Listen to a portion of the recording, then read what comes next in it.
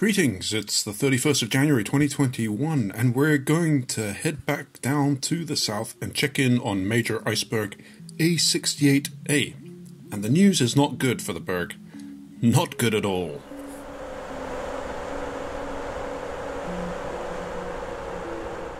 Let's head back to the 1st of January when the bergs were closer together. As you remember from the previous video, A68a was in better shape back then, but it had parted with bergs small A68D and A68e, which was the long thin one heading around the island.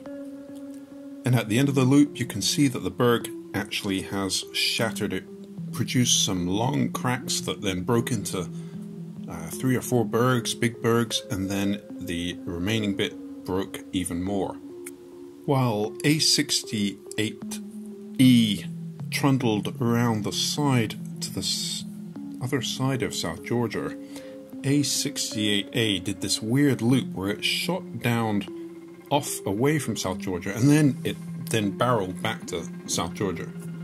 And this was because there was a loop current in the area that A68e managed to escape, but A68a was caught in. And the loop was also captured by Sentinel-3. The final Sentinel-3 image shows just how shattered the berg has become. This was by 30th of January, that's yesterday. And obviously they're going to need a lot of letters to name all these smaller bergs now. But perhaps the most impressive image was the day before, 29th of January, and that was from Sentinel-1, which is an active satellite. This is a radar satellite, so it sees through the clouds. And you can see the cracks where the additional breakups the next day occurred.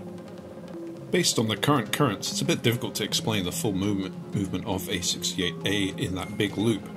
However, earlier there was a loop current present in the analysis, and that explained the loop. Anyway, you can see the current that has taken A68e around the other side of South Georgia.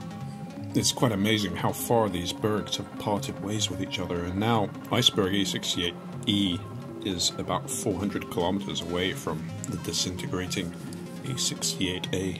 So what happens now? Well, a load of icebergs may sweep around South Georgia, with some getting grounded on the shallow shelf. But really, as a whole distinct berg, A68 is pretty much dead. I mean, one of the remaining bergs is still going to be named A68a, which was the original name for the biggest one. But the impacts of the countless bergs will continue to be felt in the region for some time. They're all quite thick, a few hundred meters thick. However, I suppose the breakup is good news for the penguins and seals, as it's probably lots of smaller bergs are easier to negotiate than one massive block for their feeding routes, and that was the issue, is that the big berg was going to affect their feeding routes. So there you go. That's A68a. It's disintegrated. See you in the next one.